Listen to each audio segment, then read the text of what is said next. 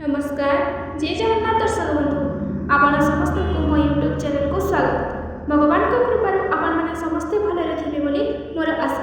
जदि वीडियोटी भल लगिले वीडियोटी को गोटे लाइक करेंगे, चैनल को सब्सक्राइब करेंगे, जहाँ फल आपण मैंने प्रतिदिन नुआ नुआ वीडियो पाई पारे। वीडियोटी केमिति लगिला कमेंट माध्यम निश्चय जनइबे। आज वीडियो रे आमे जानिबा त्रेता युग रे किए गोरु ब्राह्मण नारी हत्या करथिले ओ एपरि पाप पाई से किपरि दंड पाइले।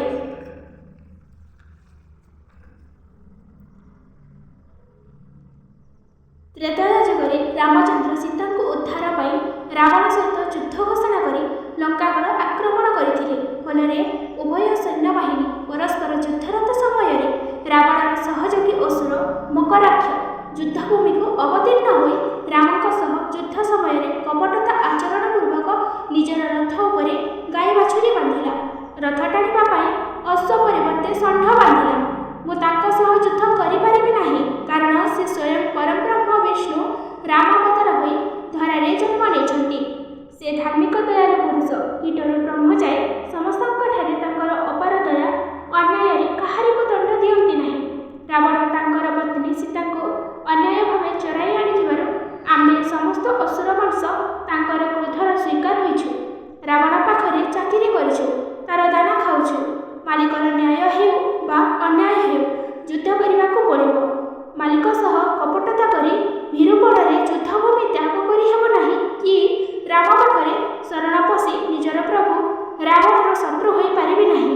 किंतु मो रथ उपरे बंधा होइथिबा षंढ गाई बाछुरी को देखि रामचंद्र आउ मो रथ उपरकू कि मोते शर निक्षेप करिबे नाही एसबु चिंता करी रावण सह युद्ध आरंभ करिदेला।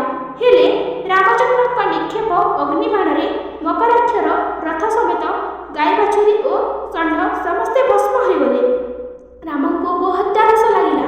एहीपरि किछि दिन युद्ध चलिबा फलरे रावणर पाली पड़िला। शेषरे राम रावण को निधन कले।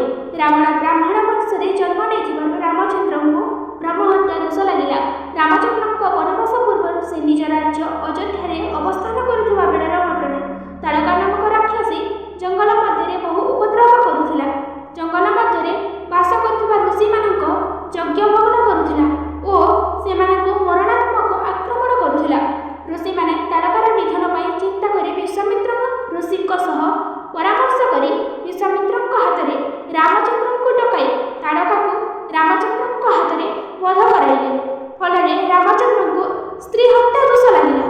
रामचंद्र एहीपरि गोरु ब्राह्मण और स्त्री हत्या करिथिबारु शेषरे सरज नदी कूलरे सही जलरे झास दे आत्मविसर्जन करिथिले। जदि वीडियोटी भल लागिला वीडियो को गोटे लाइक निश्चय करेंगे एवं चैनल को सब्सक्राइब करेंगे। आउ कमेंट माध्यम जानइबे वीडियोटी केमिति लागिला। रहिली जय जगन्नाथ। पुणी देखा आउ गोटे नुआ